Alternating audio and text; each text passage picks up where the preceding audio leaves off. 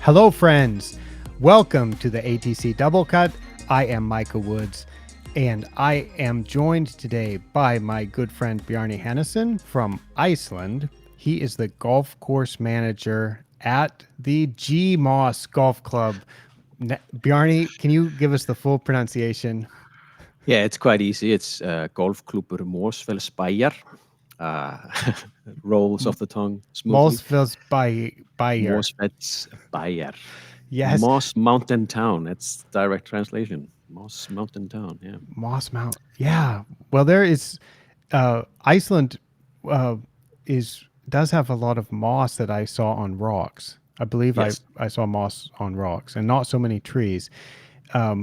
You have been at this club for just a couple months, I believe. The Yeah, last year just you November.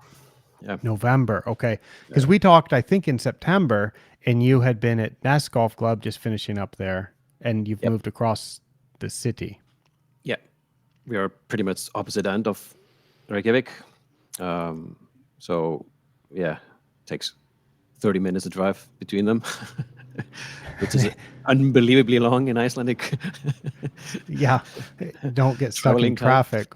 Yeah. Um, and people who haven't been to visit the golf courses in Iceland might not know that almost all the courses are close to the sea at a relatively low elevation. And because there's a shocking difference in temperature and the duration of time in which the ground is frozen, and Yeah. consequently has a big effect on the growing season and the length of the golfing season. I have not been to GMOS, but I presume it's close to sea level. Is that right, Yeah, or yeah, is we're it up right. on a hill? Well, we have two facilities, one 18-holer, and that's right down at the sea. And we look to the north. We see the Akranes, my hometown. So a little tear in the eye in the morning, looking over the sea. But we also have a 9-holer that is slightly more inland, but it's not high altitude wise. But it definitely affects when we can open the course. It usually opens a little bit later. A couple of weeks later in the spring. So, and I think Well, that's about 50 meters above sea level, 50. yeah, it's interesting that just a 50-meter elevation change, 160 feet or something, Hmm. has such how much of a difference in time would it be typically that before you could where you'd open one I, course? well, I this is me based on feeling because I haven't been here, but from the past, just knowing they usually open it. I think about 10 days to 2 weeks later. I think that's the norm, and it really does affect it. Sort of not being at the seafront because you get like when you get really really cold in the winter because we have the Gulf Stream and the ocean is slightly warmer here, so it really matters that you're close to the ocean. Just moving, if you move a mile inland, you can have a drop in temperature of a few degrees. Um, I mean, Ness golf clubs, where I was before, for example, is 360 degrees, well, 355 degrees, Hmm. surrounded by ocean. And we were often seeing 4-degree temperature change from that golf course to a golf course, further, not inland, but just not surrounded by sea, only 180 degrees. Yeah, and when So, the temperature is so close to freezing, so we're talking about Celsius degrees, centigrade. yeah, yeah, sorry. Yeah, yeah. 0 degrees would be 32 degrees Fahrenheit or freezing, and when we're talking about a difference of 4 degrees, that would be something like going from 32 to 40 Fahrenheit or something. But Yeah. when you're in Iceland and your temperatures are often around freezing, then when you have slight differences of just a few degrees, that Yeah. has a huge effect on the grass. And that's exactly what I wanted to talk with you about today. The last episode of the ATC Double Cut, I introduced a very gentle introduction to the temperature-based turfgrass growth potential, and I did that without any equations and without too many numbers, and I just tried to explain how it works. And I thought, wouldn't it be great? I'm now sweating in my office with my fan turned off to minimize background noise, or humming. There's plenty of other noise outside, but at least I'm not going to have a fan going. I'm 7 degrees north of the equator. It's well over 30 degrees outside. It's a bright sunny day in the dry season in Thailand. And you are about, well, you're pretty far north. You're how many degrees? 64. Ooh. Uh, So so just 2 degrees short of reaching the Arctic Circle, which the Arctic Circle means that you will have one day where the sun just doesn't go below the horizon. That's how well, far north we are. And yeah, and we are at about 5 degrees outside, which is slightly warmer than it has been. And we have wind speeds close to 60 miles per hour right now. I hope oh, hope the shed stays here. And wow. Yeah, I hope your blazing fast internet speed it's is, good. yeah, that's good. So, so I thought it would be perfect to continue talking about the temperature-based growth potential because I'm at a location that's purely tropical. Yeah. This is like a tropical rainforest or a tropical savanna type of climate. I'm just 7 degrees north of the equator. The temperature doesn't fluctuate very much during the year. The day length doesn't fluctuate here by more than about 50 minutes Wow. per. Yeah, you'll get 50 minutes in about a week difference in day length Yeah. at some Yeah. times of the year, and I get for the entire year the day ranges between like 11.6 hours and 12.4 hours in duration or something like that. There's not a big difference. And yet we can apply the temperature-based turfgrass growth potential, or GP as it's called. We can apply that here in Thailand. We could Mhm. apply it where you are at the other extreme, and we Yeah. can apply it, I would say, everywhere in between. And we can also apply it south of the equator in the southern hemisphere as well. And I have a blog post that I wrote in 2015, which I will bring up onto the screen. And that blog post I wrote in June of 2015. It's called Which Affects Growth More, Light or Temperature?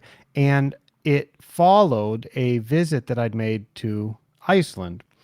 And if you recall that year, that was my second trip to Iceland, and it was a time when I was there in the springtime in May, and it maybe late April and until about mid-May, something like Mhm. that. And it Yep. was a particularly cold spring. But Yeah. I brought my quantimeter, my photosynthetic photon flux density meter with me. Mhm. So I was measuring light and I was checking the temperature and I was observing turf conditions. And to me, this was a very good illustration of what a controlling effect the temperature can have on actual growth, on reality. So I wanted to kind of talk through this with you and we can go on various tangents from this because eventually, I don't know if we'll do it today, but eventually in some ATC double cut, I'm going to talk about the link between growth and nitrogen. But first, we have the growth potential that because we don't really know the growth in advance, but we can sort of predict what the growth potential would be in advance. So we can use the growth potential as a proxy for growth, and we can do some tricks that are quite simple to let us get an estimate of nitrogen application Mhm. rate from that. Yep. So, which golf course is this? This one is This is Brauterholt. yes, Brautarholt. Brauterholt. You're looking there right into Reykjavik City in the background. This is a fantastic golf course, by the way. This is a bucket list golf course you have to play. It's mind-blowingly great. Yeah, that you can have pictures of a golf course that make it look stunning, but then when you're actually there, sometimes the It's, pictures just don't quite do it justice. And this one, I think, are the fairways there all mown with the robotic mowers now? yeah, nowadays they mow all fairways are robotics. They're going through construction at the moment, and that will be grown in with robots as well. So they're being quite green. They got electric greens mowers as well. So they, yeah, I think like 90% of their mowing is done more than that. It's done through electricity, and electricity here in Iceland is one thing we have abundance of. And So we have and all the it's considered zero emissions there because it's geothermal or yeah, hydroelectric, isn't it? It's all Is it sustainable, renewable. Yeah, both hydro or geothermal electricity. So excellent? And then cheap too. that's very good. That's the But key. not everything in Iceland is cheap, but the electricity and hot Oh, water are. yes, that's the only two things. If you switch it into beer prices, you get a mild shock, especially for Utah. So I noted in this blog post, which I'm going to put a direct link to in the show notes, I said the turf was not growing and did not require mowing. And this is in early to mid May of 2015. And I'm showing pictures of different golf courses in Iceland in which the turf was not growing and did not require mowing. I Mhm. believe that you'll recognize the this next course, which is in your hometown of This is Akranes. this is where I started my greenkeeping career back in '95. So yeah, it's my home. Spent a lot of hours on this turf. But notice how the golf course is open, and you'll talk about the temperatures that are going there. That's around 2 to 3 degrees, right? Hmm. I think we were. It's a, it, when you were here, it's common that we have very cold May and sunny May as well because we get northerly wind blowing basically from the North Pole coming down, Hmm. So and you've got that the is ocean water that's warm, yeah, relatively warm because of the Gulf Stream, but the yeah, winds are blowing this icy bitterly cold. colds, yeah, and that is very common. And then we usually open the golf courses there around beginning of May, sometimes late April. But you can go through days like you saw, days after days where it's just, grass doesn't really grow at all. And that's what I saw.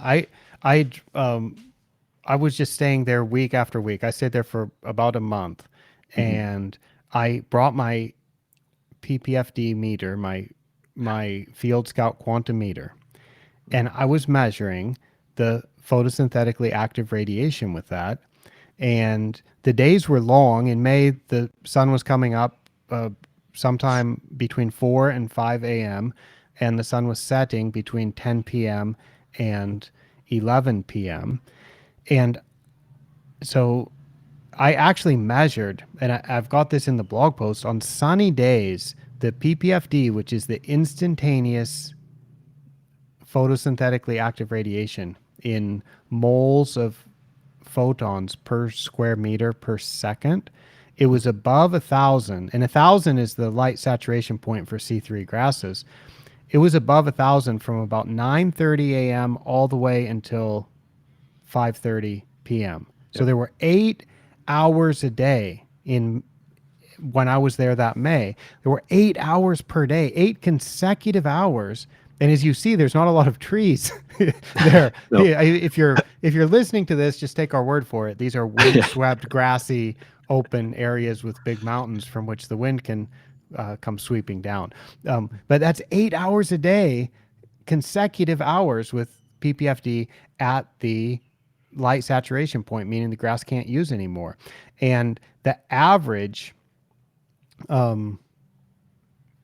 what was the average? The average on those sunny days for the daily light integral, when you add that all together, it was 53 moles per meter squared per day, which Hmm. is a substantial amount of light. And certainly, you wouldn't say that light for cool season grass is limiting at all if your DLI is 53 moles. No, that is And absolutely not limiting any right. anything So there. it's interesting because I thought, okay, I didn't really know because I hadn't checked it before until I went there. You could check this and calculate it, but I hadn't. So I went there with my meter and measured it. And I mean, I didn't know because it was 64 degrees north of the equator. So I didn't know like just how bright the sun would be or not bright in terms of how much photosynthetically active radiation it was providing. And it turned out it was providing plenty of photosynthetically active radiation. And when this is at Kalir Golf Club, Hmm. and I note that the light was pretty good, but the grass wasn't growing at all. And it was, I mean, it was just completely dormant, and it was only, you know, 5 weeks away from the longest day of the year. Yeah. And so we were maxing out pretty much, well, not quite maxing out, but close to a maximum for photosynthetic photon flux density, certainly more than cool season grass could use. There was extra light that was going unused, and evapotranspiration was happening too. So if you think it's just the water use of the grass that drives the growth, well, the grass still wasn't growing even though it was using water. So the evapotranspiration was about 1.5 millimeters per day, which is about 1/16th of an inch. And irrigation was being applied to prevent wilting, but the grass really only turned green where black sand had been applied. It wasn't growing.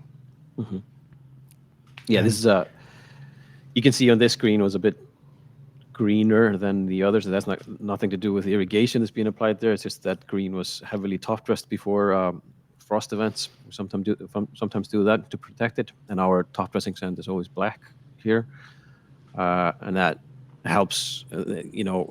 We generally measure around about between 2 to 3 degrees increased temperature in the canopy with the black sand applied, and those 2 3 degrees actually make quite a lot of difference. It sounds like it doesn't make a lot of difference, but when you're dealing with temperatures that low, then every sort of degree is quite important.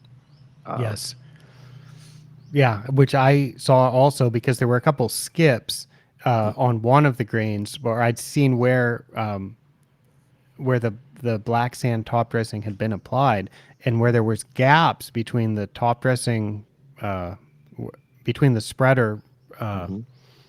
treatments, or the sand treatments, the grass was not nearly as green. So it looked like it had a fertilizing effect. Yeah, yeah, it's surprising how big the difference is because it's like I say, it's only 2 to 3 degrees, and it's amazing.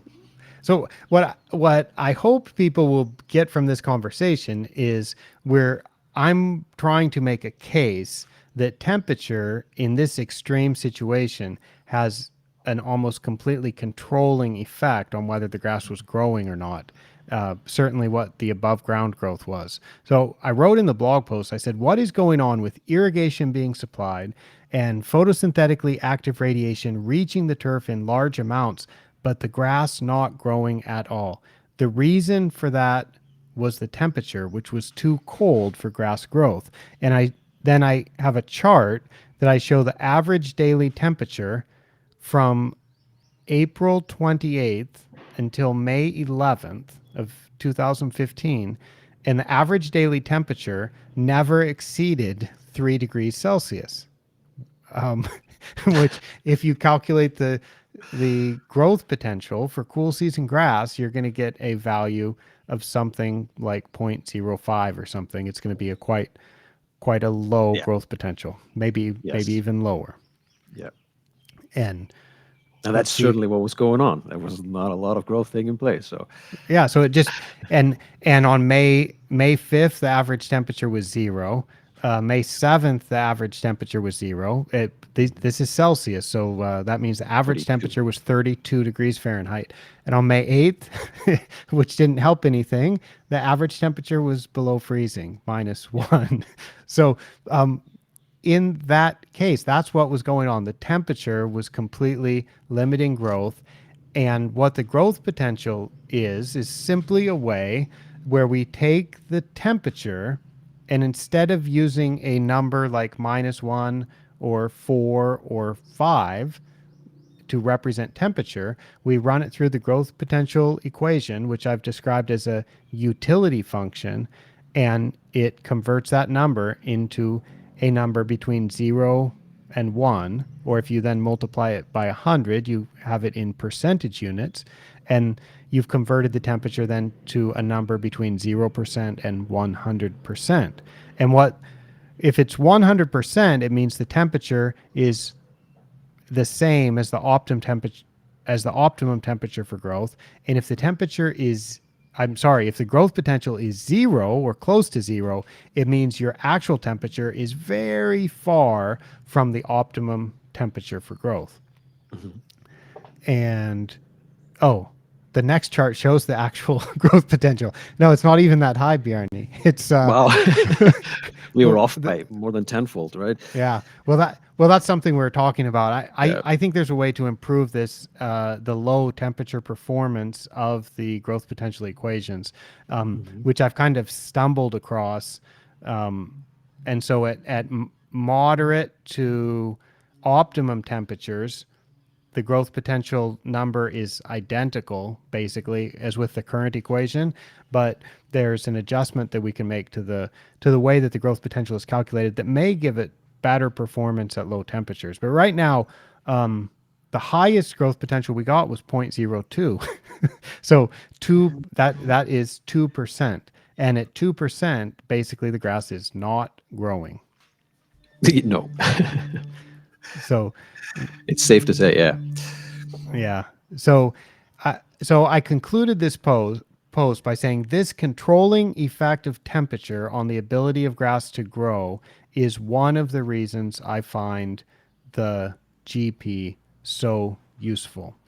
And I'm gonna queue up in case we want to talk about nitrogen a little bit more. I've got a post here that may have a link to my slides and handout if those are even still live. I'm not going to bring those up on the screen right now, Mhm. but I've got it queued up just in case we might want to talk about it. Um, so so that was like blasting through a blog post talking about pictures. For anybody listening, I hope that you could kind of follow along what we were describing, but it's if you can imagine 64 degrees north of the equator, dormant, cool season grass, snow covered mountains in the background. Do check out the posts because they are beautiful golf courses. uh, Oh yeah, they're but amazing. The scenes there are amazing. So just if your golf is bad, then yeah, at least you can enjoy the views. yeah, but it's a challenging environment when you've got golfers wanting to play and you've got the growth potential at basically at zero. And so the growth potential matches the way the grasses grow, basically. Mhm. And so in the summertime, you'll have temperatures in the Reykjavik area on the golf courses that might be average temperatures of 12, 13, 14. Is that about right? Yeah, I think we average through July, August. They're our warmest months, and they average roughly about 12 degrees at 11.8 or something, with the average warm at about 14. Um, so, and we really do, you really do notice, like every degree, you definitely feel it. At that end. I think you feel it way more than if you're averaging at 16, 18, 20. You know what I mean? It's just. Uh, Oh, every degree at 9, you feel it when you're 9 and then 10, oh, 10, we're getting, there's oh definitely a yeah. change So in the glow. you feel like, oh wow, it's really warmer than it was yesterday.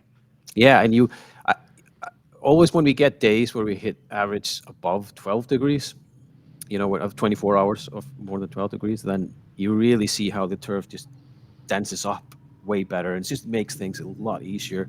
And then you drop down below 11. It's not a lot of change, maybe 2 degrees, but then you see, oh, okay, we need to, it just starts getting a little bit more tricky to keep a dense surfaces under that high play conditions that we have because we have a lot of golf. So that's why I guess, managing turf here in Iceland, we pay a lot of attention to every degree we get. Very And thankful and and appreciate it. and one way to pay attention to that is to look at the growth potential, Yeah. which when I went there in 2013 and gave a seminar, we talked about growth potential, and I know you already were using it or were aware of growth potential. That's not something I introduced to you in 2013. No, And I think no, I had seen it and been sort of, but obviously I hadn't used it a lot. I was just sort of starting to use it and seeing how it made sense to me or not.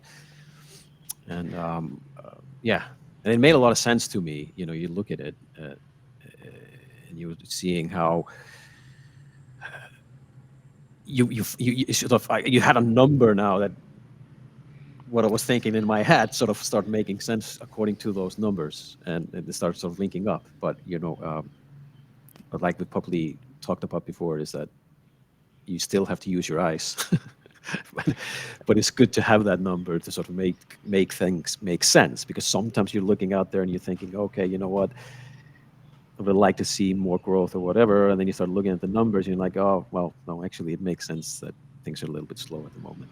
So Yeah, you can't force things when the temperatures don't allow it, yeah, because exactly. the grass just is not going to make use of that as much as it could. Gives a bit of peace of mind too, because sometimes you're thinking, okay, because you have these sunny days and you think, oh, these have been a beautiful day, but the temperatures haven't been great, or the nighttime temperatures have been quite cold.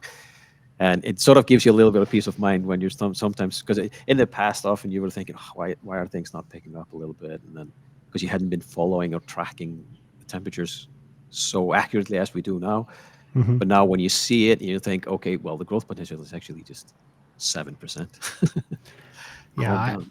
I I like the growth potential because you can run uh, you can run the temperatures through that equation, and you can then generate a growth potential curve for any location for the entire year. Yeah. And what we tend to learn in American turf school, in the classic textbooks, it will show that cool season grass has a bimodal growth, where it has a peak of growth in the spring, a dip of growth in the summer, and then another burst of growth and a peak of growth in the autumn. Hmm. And that's not how grass grows in Iceland at No. all. And if you run the temperatures in Iceland through that growth potential equation and plot it, you will see that you get the type of growth curve. Now it's abstract. It's just a chart, but it's a chart that has the curve that matches the way you would expect and Yeah. the way that grass actually does grow, where you have a peak of growth at the warmest months of the year. That's because our growth doesn't go above the top temperatures, because you would get that binaural growth curve where you have average temperatures exceeding 20 degrees in the That's right. summer. Right. So if you do that in Washington D.C., for example, which is a challenging place to grow cool season grass, or you run that growth curve for Augusta, Georgia, where the greens are creeping bent grass, you get a huge dip in the summer. And in fact, at a place like Augusta, Georgia, if you run the growth potential, it will dip down to about zero point 0.2 Hmm. in the middle of summer, because the temperatures are so much above the optimum. Now, now we'll get into, I had an entire episode last week about very basic stuff about growth potential, and we've just talked the for the conversation so far about very basic stuff. Now we're going to start talking about all the complications of growth potential, because here's what I'm going to say. If you check your clipping volume in Augusta, Georgia, or check your clipping volume in Washington D.C., in these places where you get a very low growth potential in the summer because the temperatures are so much above the optimum, Hmm. uh, the grass doesn't. That's not how the grass grows. The grass grows more the hotter it gets. So you'll still get that peak in Hmm. actual growth. Now I'm talking about clipping volume. So when you actually measure it, the grass just grows more and more, but it's dying.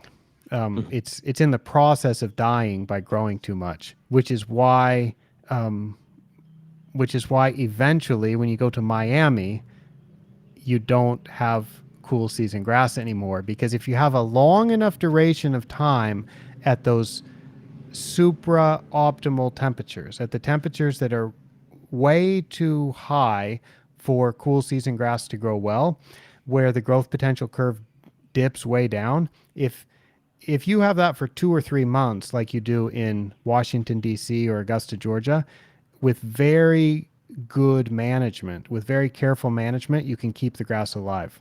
Hmm. But if you start extending that to a 6 month or 7 month or 8 month duration, the grass grows and it just burns itself out. It uses up all the carbohydrates because every day it's using more carbohydrates than it is Producing.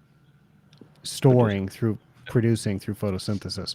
So the and that's I mean that's a good thing to say. Okay, growth potential is not reality, Right. but if you understand these exceptions of like here's where growth potential is useful and then here's where growth potential now it's acting more like a stress index. If you go to Augusta, Georgia and look at growth potential in August, it's going to be about zero point 0.2 or zero point 0.3. It doesn't mean the grass is going to grow at 20% of the maximum rate, Hmm. but it means that's an extreme stress index.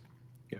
So that's that's a common question that I have, but I would say that when your grass is under tremendous stress and when it's dying a little bit every day because every day it's losing more carbohydrates than it's making, Yeah. I think that it makes sense to apply less nitrogen fertilizer at that time because if you Hmm. apply more nitrogen fertilizer, you're going to be stimulating growth, cutting off more of the carbohydrates, and I would say probably killing the grass faster. So Hmm. that's where, so I'm afraid we're going to lose some of the listeners or some of the watchers by me talking about or talking with you about some of these things that related to growth potential if people haven't used it before Uh, for nitrogen planning. But hmm. if you've got questions, I've written about this a lot on my website, and also I'll mention that the growth potential was developed by the scientists at Pace Turf, of which I'm now the director of the Pace Turf Information Service. But you can find information about growth potential on the ATC website, also at the Pace Turf website. And I know a lot of you listening or watching will have some experience using growth potential, and I know Bjarni, you've used it, Hmm. and I guess we would just say that if the temperature is really controlling what grows, then as the grass is growing, you're mowing off the leaves. So as you're mowing off the leaves, you're taking away nitrogen. And so it makes sense to resupply the nitrogen somewhat in proportion to how it's being taken away, assuming that you just want a consistent amount of a flux of nitrogen going through the plant and then going into the plant, being in the plant, and then being harvested from the plant through mowing. And Hmm. so if the grass doesn't grow when the temperature is zero and the grass grows at a maximum rate when the temperatures are the highest, then by converting the temperature to a growth potential that's on a scale from 0 to 1, it allows you to take your annual nitrogen rate or your monthly nitrogen rate or your weekly nitrogen rate and allocate it over whatever time period you want and have it be adjusted based on the probable growth of the grass based on this very simple but useful function. Yeah. I I use that quite a bit, but I don't know how technical we want to go into these things, but Yeah, let's go. we modified a little bit up here, just Yeah, a so little bit. right. So let how about because if somebody's hearing this for the first time, then that might be kind of I don't know. If somebody's hearing it for the first time, I think they might understand it well if you could explain it also. So explain the standard thing that I just explained in your own words, if you would. And then let's start talking about how we actually have to use it to get good results. Because I've always said that if you use growth potential by like just in a very standard way, you'll Hmm. guarantee that you'll get mediocre conditions. But a Yeah. lot of times we want to get better than mediocre conditions. Hmm. So could you try to explain just the standard thing that I did, and then we'll start talking about how we do it differently. Uh, yeah, I think you hit a pretty important note there about using GP as a stress indicator. I think that's a really good way to view it and not get too hung up on the whole thing of GP growth potential. But uh, the because it makes perfect sense. When grasses are growing slowly, you don't need to feed them a lot. Because I always think about grass. This is the way how I think about grass is that grass is uh, they build themselves in the same way over and over again, right? Uh, and if they're doing it slowly, and if I supply you, okay, I always use because I'm from the Nordics, I always talk about IKEA in this relationship. if you if you get a billy shelf, for example, and you're giving a billy shelf and you're pretty slow putting them together, it doesn't help if Jonas brings in another IKEA, billy shelf. If you're doing it slowly, it's not gonna, you know what I mean? But if Hmm. you're in a good shape and you start building them quicker, then it's okay if Jonas brings all the billy shelves to you at a Okay. rapid pace. We've lost a lot of people right now, but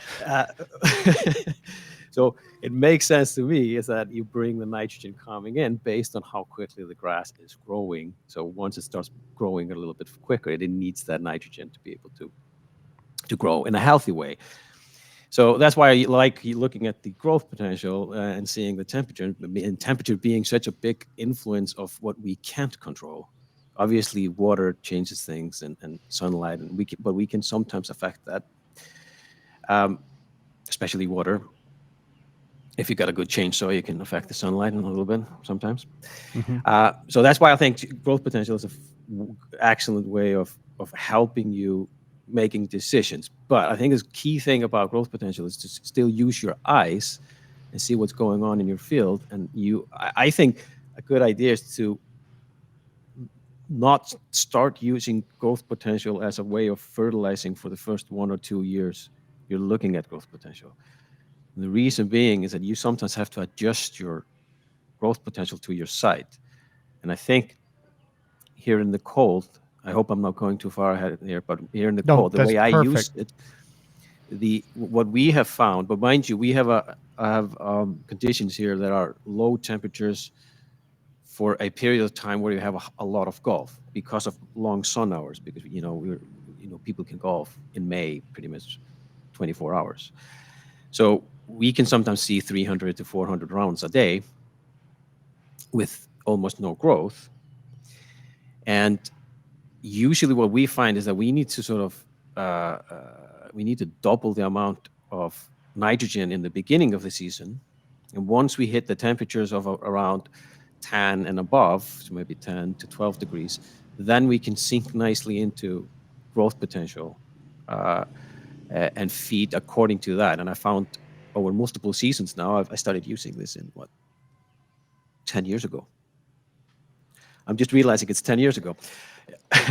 Yeah. Feels like it just started. But yeah, for the 10 years, that is what I have found is that so um, so how I would use it is basically that in May, according to growth potential, we should only be using, 5K of nitrogen per hectare, something like that. But I need to be more like in the 10, 11 degree, K of nitrogen, which is not a lot of nitrogen, but it's still more than what the growth potential would tell me to do. Um, and but what I've found by sort of observing and monitoring the growth potential and seeing what my conditions on the turf is that I often think my turf is in a good shape. I look at the predicted growth potential and I think, I'm not going to spray today. I'm going to leave it for 2 days, maybe over the weekend. And it always bites me in the butt. Because if the growth potential is forecasting, we're going to run out. And it It always does. does. Yes. Well, yeah, that's interesting. So, but that's based on my experience and using it for a number of years and fertilizing according to it. It's been an excellent tool for me to predict when to apply nitrogen, even though I think my turf is in a good shape. Uh, because obviously I don't run it very high on nitrogen. We try to keep them a bit on the lean side. That's what I was going to ask you. Yeah. Annually, what type of annual nitrogen rate would you be putting on different surfaces? We, commonly around 70 to 100K of nitrogen per hectare. So that would be about close to about 1.6 to 2 pounds per thousand, right? Roughly about Exactly. that. Yeah. Yeah, exactly. Yeah, very, very good conversion there. So, yeah, see. And So that's yeah, yeah. in a very cold place, but that's about what the I think It's a when I've cold run place, but high play. You know what I right, mean? and So I think when I've run the and I think if I equation, had a lawn, for let's say a lawn, and I didn't have a lot of traffic on it, obviously we wouldn't be feeding it at that rate. We'd be feeding it at, you know, 20, 30K of nitrogen, something like that. yeah, But then again, also here's another thing that affects our nitrogen is also because we have slower microbial activity in soils. Breakdown of nutrients is obviously slower in these temperatures, so we have less help coming out of yeah, the ground. you've got because we did some soil testing Mm. at your previous facility and Yeah. at where you were working, and the I was surprised that the soil organic matter was. Now we're not talking about the OM246. Yeah. We're talking here about actually the the humus, the soil Mhm. organic matter by definition. That was, I think, something like 3%, maybe Mhm. even 3.4%, which on golf course putting greens, that is well above average. The average on a sand-based putting green that I measure in the United States, in Japan, places that's relatively warm, the average is about 1.5, 1.6%. That would be Mhm. typical for soil Yeah. organic matter. And you were about double that. And yet it makes sense because the soil temperatures are so cold there that the Mhm. grass does grow and it does create organic material in the soil and create Mhm. organic matter in the soil, but it can't break Right. down as fast. Yeah. And I've seen because fescues can create quite a bit of thatch, and I've seen fescue greens here that have been overfed, and the amount of thatch they produced in only 5 6 years was shocking to me Which is because they were another being broken down so slowly. which is So another if you would reason. be at a higher temperature, uh, then you would have more microbial activity bringing that down. But so yeah, Yeah. you can have a big thatch problem in a cold place. That surprised me because I saw you described to me the thatch problem, and I saw some sod, some fine fescue sod, that was basically just pure thatch. Hmm. There wasn't really much soil on it. It was just a thatchy sod that was being delivered, Hmm. and I thought, wow, it'll take a while to work through that.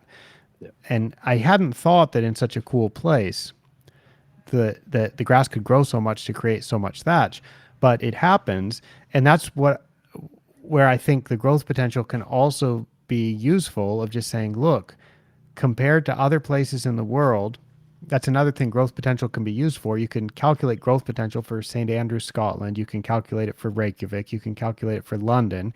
You can Hmm. calculate it for Prague. You can calculate it for Rome and for Casablanca and for Honolulu. Hmm. And you can start to see a comparison of what the curves are, what the number of days. If you add together the growth potential day by day, you get the number of days of good growth and so on. And you can start to make comparisons. So if you know that in London, they get excellent results with, let's say, 150 kilograms of nitrogen per hectare, and you know that you're in Reykjavik, which is considerably cooler and has much less growth potential through the year, and you're also applying 150 kilograms, then you can start, you can just instantly compare and say, whoa, I'm applying at relatively a much higher rate, even though the Hmm. actual rates are identical, but Yeah. you've just adjusted for the difference in climate now, or the difference in weather. Yep. And so you can avoid. So if you know that the rate of nitrogen that does not create thatch in London is 90 kilograms per hectare, and you know that if you apply 5 millimeters of sand in London, as 5 millimeters of sand is top dressing, and Hmm. you apply 90 kilograms of nitrogen per hectare, which is about 1.85 pounds of nitrogen per Hmm. thousand square feet. If you apply those rates in London and you don't get thatch, then you can then translate that to your location, but now you can just adjust it by the difference in growth potential. So let's say Hmm. your growth potential is 70% of what London is, Hmm. then you can multiply those numbers by 70%. And now you know, Yep. okay, we're like 3.4% sorry, 3.4 millimeters of top dressing would be our expected amount, and our Hmm. nitrogen should be about 60. And Yep. and then, but then because you have the extra traffic, then you say, okay, well, we need to bump up our nitrogen, because you cannot get great results. You can't get optimal results by just by plugging these numbers into a spreadsheet, letting the calculation get made, and then just doing that. You'll keep the grass alive, you'll get okay conditions, but they won't be optimized for your site. If no, especially, I mean, here, if I would have just done that blindly, I would have very bad greens. But by looking at this, and I remember, I think earlier, maybe 2015, when you were here, we were talking about, for example, setting the base temperature in the growth potential lower for Icelandic conditions. If I'm going too tech, but Go, the base go. temperature is set at it's at 20 degrees Hmm. in the original the formula, but we use 18 as a max temperature on eh, the argument being that our grass never sees 18 degrees or Yeah. 20, and it sometimes grass is sort of slightly adjust to what's going on in nature around them. Yeah, so So there's no doubt that something like creeping mm, bent grass is more like a warm season grass compared mhm, to like fine fescue or poa annua. So yeah, look, if you look at where these grasses grow in the world, how these grasses grow around the world, grow in the wild, not every cool season grass has the same optimum temperature. Not every warm season grass has the same optimum growth temperature. I think for the most part, it makes sense to keep things standard so that you don't inadvertently like try to make a comparison between London and Reykjavik and you're using two different equations, because mhm, then you don't really yeah, know yeah, what you're comparing. But in exactly. the case where it's practical to do so, I have no reservations about adjusting the optimum temperature down to like 18 degrees, which is Hmm. in Fahrenheit, that's like adjusting it down from 68 degrees as an optimum temperature for cool season grass down to something like 65 degrees Or yeah, something like that. or Yep. 64 or something like Yeah. that. Yeah. So, yeah, the so I'm going to I'm going to find another post sometime and talk about this in like just from the very start, just go all through the nitrogen bit. But Hmm. maybe let me see if I show I'm going to bring up on my screen again the post that I made uh, after that seminar that we did in Hmm. 2013, and called it a method for estimating turfgrass nutrient requirement. So this was 2013. It was 10 years ago. Maybe I've also updated the way that I would do things, Hmm. but I've got some pictures. This is in September, so I'm showing pictures of Yep. the Kaler Golf Club. But now the grass is green because it was the end of summer. Hmm. What did I? Yeah, I gave 5 steps. That's how I explained it. Then I said I said the elemental content of fertilized turfgrass leaves is relatively constant. Hmm. Well, or that's how we would like it to be. We don't really want there's no reason to want the nutrient content of leaves to fluctuate with Yep. time.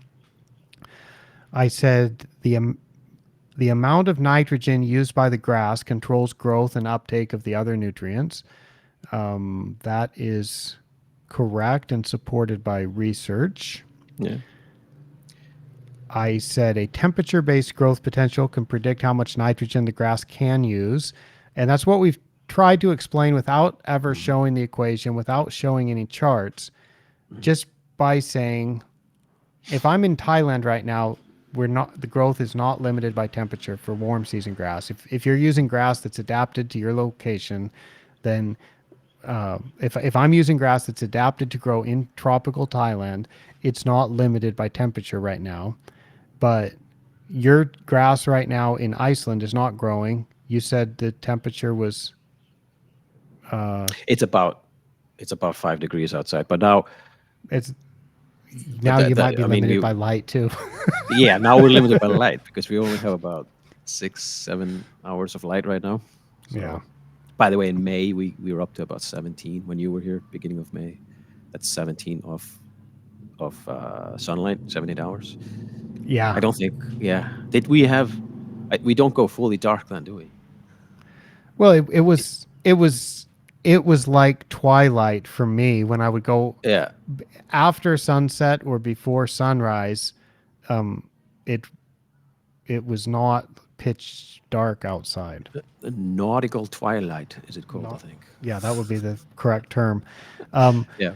so, and then I talked about MLSN, and then I said if we integrate all of these previous points, we can find a minimum nutrient requirement. And by that, I was meaning once we set our nitrogen rate, the minimum nutrient requirement for potassium and phosphorus and calcium and so on could be determined.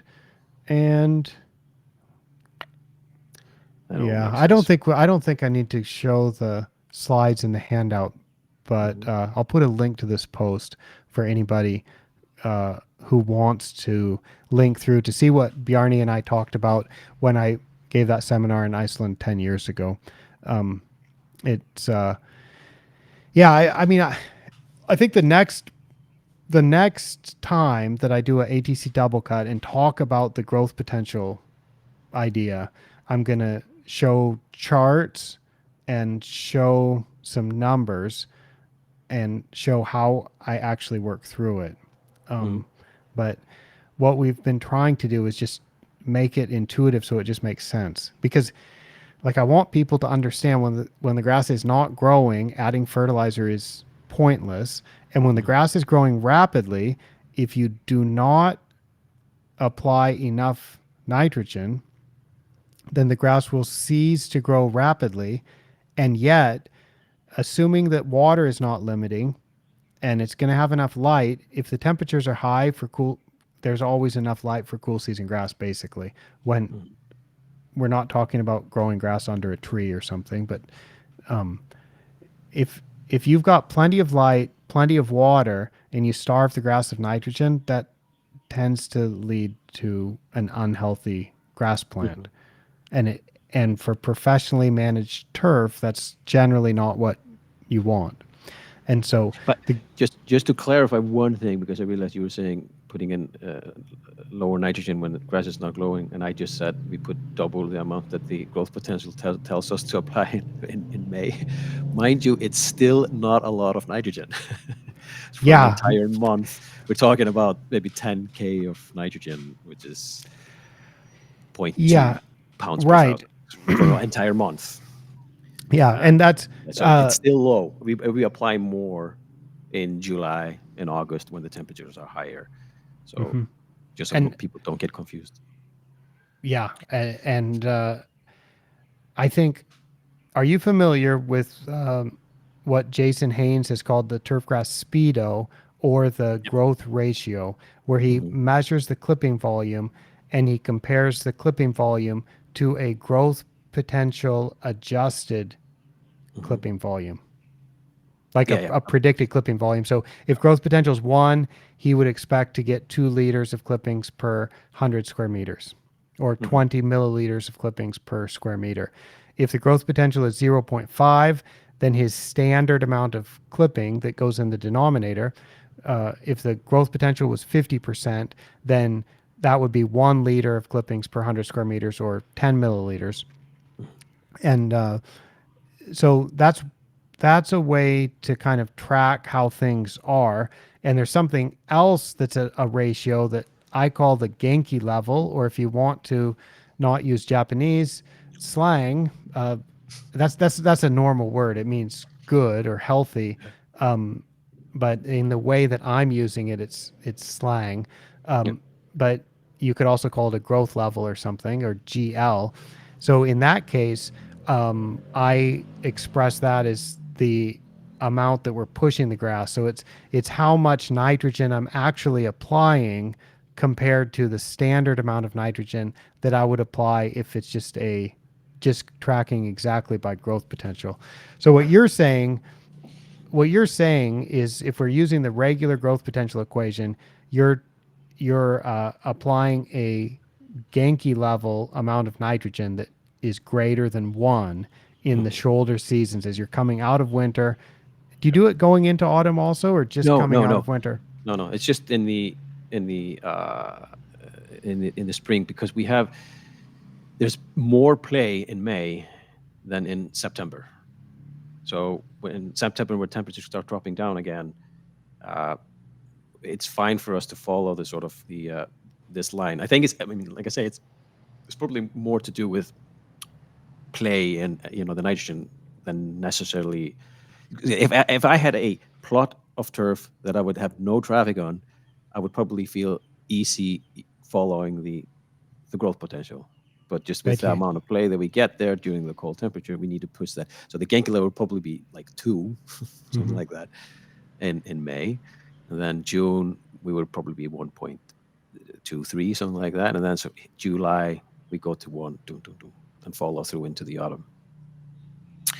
And that Yeah. seems to be, after 10 years of using it, that seems to be working reasonably well. Obviously, use your eyes. Don't get blinded by it. It is a stress indicator, as you said, but Mhm. it seems to work in our situation. I'm not recommending that And I think outside of what I I'm doing. think that the thing that you have to do is choose the suitable growth rate that you're trying to achieve at your site. You Hmm. because the in there's been various standard amounts of nitrogen that you plug into the equation, and I think the standard amounts have historically been a little bit higher, and Hmm. then I keep lowering it down how I actually use it. And I just sort of assume that everybody knows, and I'm talking about turfgrass managers, and I had this discussion with Bill Kreuzer uh, rather famously back in 2016. I think we had a bit of a Twitter argument, and people thought we were uh, arguing with each other because he said growth potential is kind of stupid because it's recommending too much nitrogen, and I mean I've forgotten what our exact exchange was, but I said, well, I just assume that anybody that's a professional turfgrass manager knows that if your grass is already growing fine, or if it's growing Yeah. too fast, then it would be stupid to put more nitrogen. So you have to cut back. And so Hmm. for me, it's like it's self-adjusting that if your grass is growing too Yeah. fast, you instantly realize, oh, I've put too much nitrogen in my equation, so I'm going to Hmm. cut that back until I get the suitable nitrogen rate. And we very quickly resolved that. I made a trip to visit him in Nebraska, and we're all happy about it now. But I what I've realized is some people continue to use it without making that adjustment, and that's why I'm trying to ease into this so slowly. Try to make it Hmm. intuitive, and then Yeah. when it does get to the part about like choose your right nitrogen rate carefully, Hmm. I just I want people to understand, like, just because there's a guide to using growth potential or a spreadsheet that you can download from the PaceTurf website that has a default starting value of uh, 30 grams, 30 kilograms of nitrogen per hectare or 40 kilograms of nitrogen per hectare as a monthly maximum. It's number one, that's meant as a maximum, but actually that wouldn't even be enough if you're growing Kentucky bluegrass for or a perennial ryegrass for an intensively Hmm. managed football pitch. No. So if it's a football pitch, I want to use like 60 or 70 or maybe Hmm. even 80. Hmm. So the number, it's all meant to be adjusted how much the nitrogen rate is. But what the growth potential equation does really well, but what it doesn't do is choose the nitrogen number for you. Yeah, the Yeah. the No. the maximum nitrogen, either over the course of the year or per month or per week or whatever. You have to figure that out yourself. We can offer some guidance. The guidance might be a little bit high for the way turf gets managed today, but you have to choose the nitrogen rate.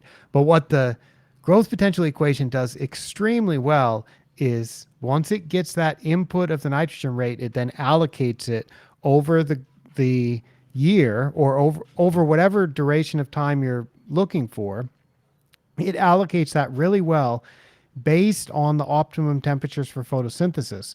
So this has never been proven by any research, but it makes a lot of sense that allocating the nitrogen to the plant in that way should be the most efficient way to optimize photosynthesis, which would allow you to use less nitrogen because the nitrogen that you apply would be uh, Mhm. more efficient. So you should get more bang for your buck, or more growth for every unit of nitrogen because it's applied in such an efficient way. That's all. That's the idea behind it.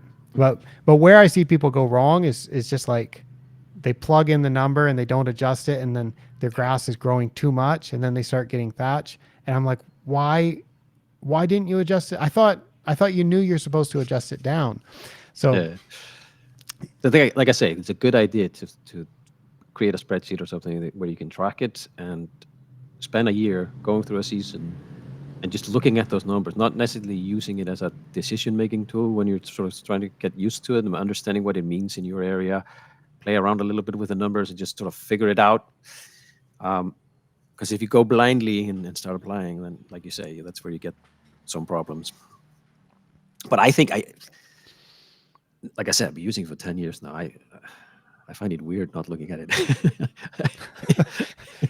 yeah, I don't. That's why I wanted to have you on the show to talk with me about it, because it's intuitive for you. It's Yeah. intuitive for me, Yeah. and I hope that if anybody hasn't tried it, I think it's an incredibly useful tool. We're Uh, kind of talking about it in terms of temperature and fertilizer or nitrogen mhm. and growth, but it can also be used for things like if you want to do your core aerification at the Yeah. time when you'll likely get the most rapid recovery, you can Mhm. look at growth potential, Mhm.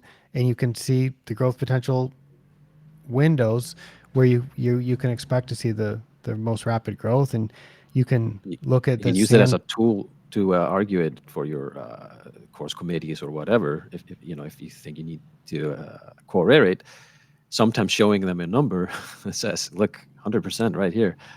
We should do it right here," and that it sort of reinforces your argument a little bit. I Yeah, think. and you can you can use it for I know you don't really do overseeding, but well, you actually, yeah, you interseed with fescue Yeah. perhaps, or Yeah. bentgrass. We But sometimes, yeah. for warm season turf, the growth potential was actually developed originally as a tool to understand what the optimum seeding times might be, or to understand when the overseed had gone wrong, because you've got warm season grass and cool season grass, and you really want to make sure that you're seeding at just the right time when you're doing a overseed in a place like Palm Springs or Phoenix. And Mhm. then looking at the transition in the spring, you want to look at when the warm season grass can grow, because if you are removing the cool season grass when the warm season grass isn't growing yet, when the growth potential is not high enough, that would Mhm. not be useful. So Yeah. there's just so much utility that you can do. And even I think yeah, for me, the clipping volume kind of takes the place of growth potential looking backwards. Looking Mhm. forwards, I don't know what the clipping volume will be, but I can predict what the growth potential would be, because we Mhm. can use forecast temperatures, or we can use historical normal temperatures to predict into the future what the growth potential will be.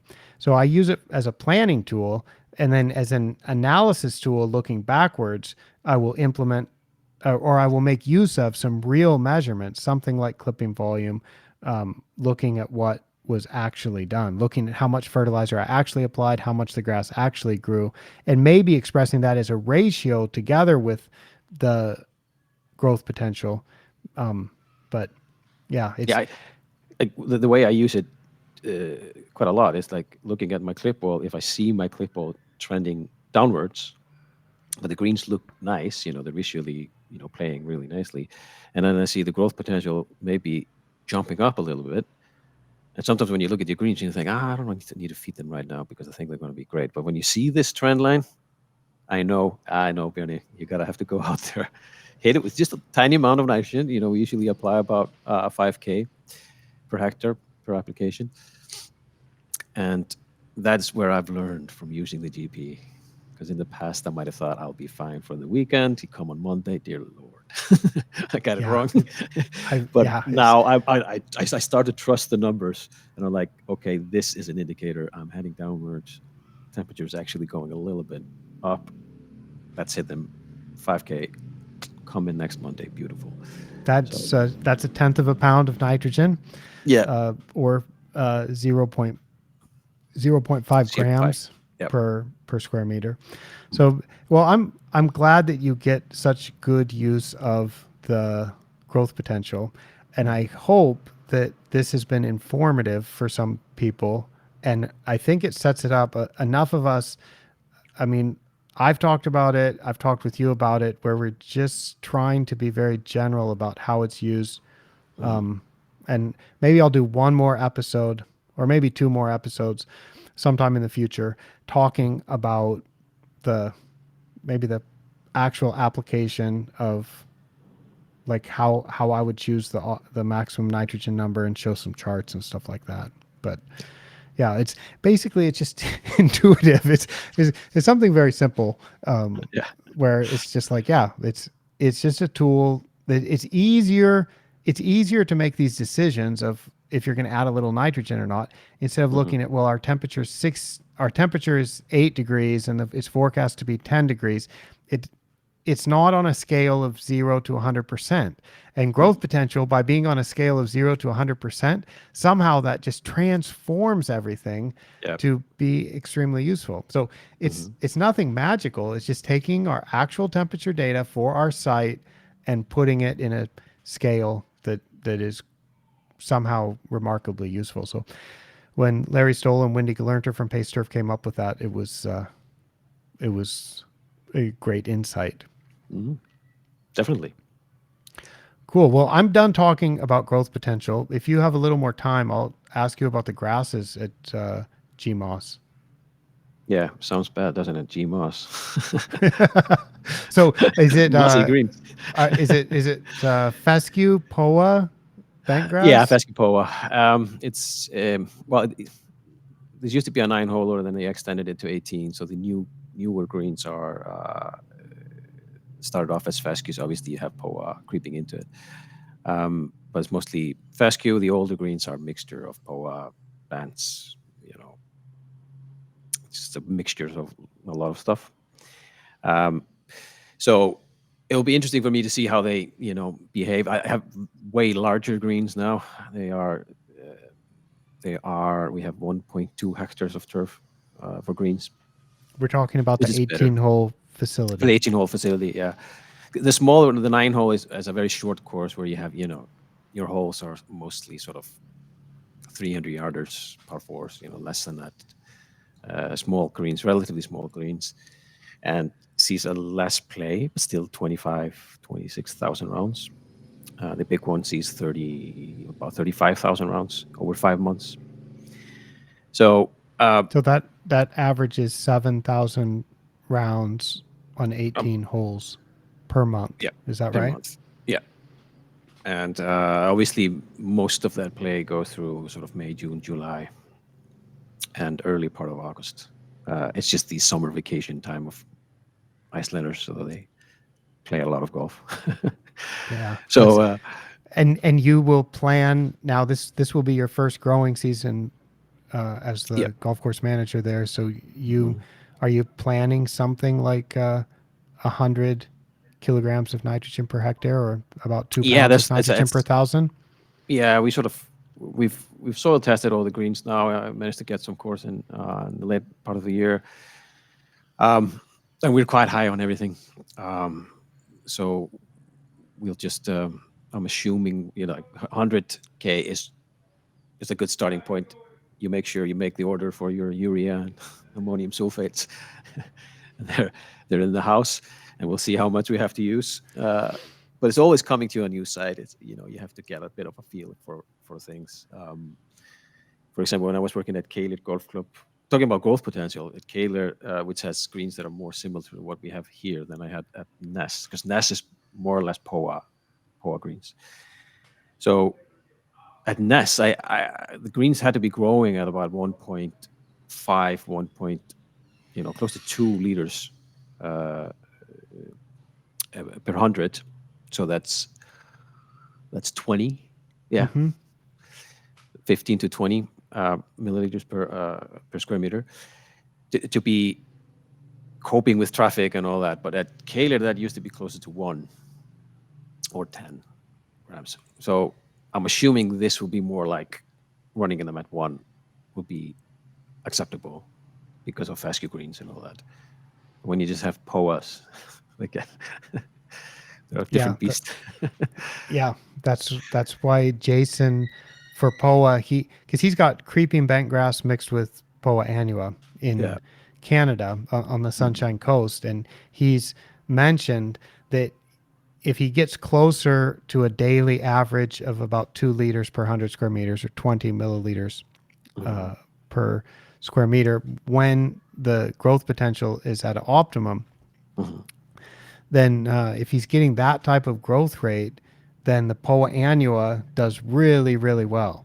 But if he Yeah. cuts that in half or cuts that down by a third, then all of a sudden the bent grass just starts creeping over the Poa. And so Mhm. I think there's these type of tools are universally applicable, but you have to adjust them to your site.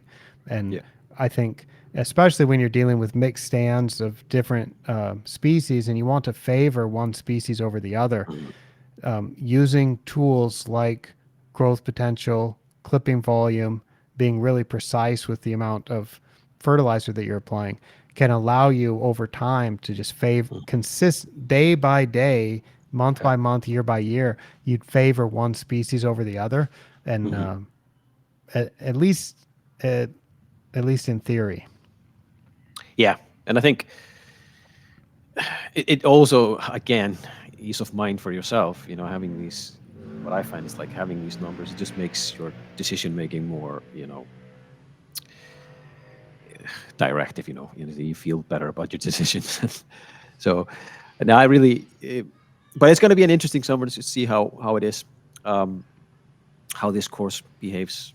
Does it do differently to other places I've been to? So, um, looking forward to it. I've got a really, it's a bit of a mess right now behind us because we're redoing our facilities yet, facilities here. My office is technically speaking 140 square meters. That's, what is that? That's a 1,500 square meters, that's square feet. substantial, yeah. Yeah. It's a good office And space. And do you have? Are you going to the Open Championship or the Ryder Cup or any big travel events, turf No, related not, this year?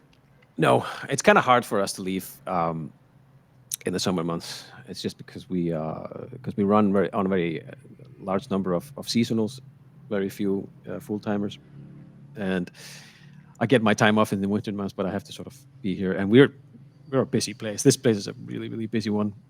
Got a lot of tournaments as well on junior, national junior events, and then our local pro am tour here in Iceland as well. Um, so we've got a busy schedule coming up, but it's good fun. Did you Icelanders go love golf. good? Did you go to BTME or go to the GCSA conference or anything this year? Not now. We tend to go every other year. That's how we usually do it. And we were at BTME last year. So plan is BTME 24, Orlando 26. So that's Yeah. usually how we See, do it. By I the way, this is for the people who are listening. If you are going to those and you're crossing the Atlantic, always remember we're right in the middle. You can always get dropped off here, spend a few days here, and keep on going. Mind you, though, it's in a bit of a rough time of the year. You could get stuck here for a week. and you would get stuck because the airport because it's too windy or it's too icy or Yes, windy would be the both problem. Yeah, windy. well, we usually could deal with the ice, but it's the wind that sometimes gets us. It's a windy place, Yeah. but a beautiful one. It's beautiful. Yeah. I'm sure that if people see some of the photos of the golf courses, and I know there's been Mhm. various golf digest, golf magazine type of spreads of Yeah, and other videos of people who have gone to Iceland and so on. I think it becomes a little bit of a, well, people become aware that there's some pretty spectacular golf there, and yeah, I've been impressed with the turf. I'm just so impressed that in a 5 month season with that many rounds mhm. that um, that the turf can be as good as it is. And I know you told me as long as it gets through the winter okay, it's usually going to Yeah, be okay. But the problem is it's so cold in the spring. If you do have ice damage or winter damage, that's when it could be a problem. And I hope this winter is a good one for the grass. it's been it's been a really bad winter, but here's the key thing: we managed to get ice, and that didn't like suffocate the grass, and it melts off. It maybe stays Hmm. for 3 weeks or whatever, then goes away, and that's the key. If we can keep that going, we'll be fine. Oh, so as long as it doesn't stay for too long, Yeah, is that then it yeah? actually protects the turf. Our problem has been when we get into a lot of problems. That's actually when we have dry winters, because if we have what we call wet winters, there's usually southwesterly winds coming in with a storm, like it is right now. Hence why it's 5 degrees. It was Hmm. 8 degrees the other day. Um, that's good because it clears off the ice, and then probably in 3 days we'll have more snow protecting it again, and Hmm. that's good. But Oh, when it's it stays dry and it doesn't come the south wind, southwesterly winds coming from the north, it's negative, minus, and then it just stays forever, and that kills a lot of grass. So that's rough. All right. it Well, is. Bjarni, thank you so much for taking the time to join me today on the ATC double cut. And My- I, I would like to check in with you again before too long, and maybe when the days start getting longer and the grass starts growing again. See, Thanks. see if Appreciate it. we can learn some more. So, thanks everybody for watching, for listening, and I will be back again soon with some more interesting turf grass topics. For ATC from Yantakao, Thailand, I am Michael Woods.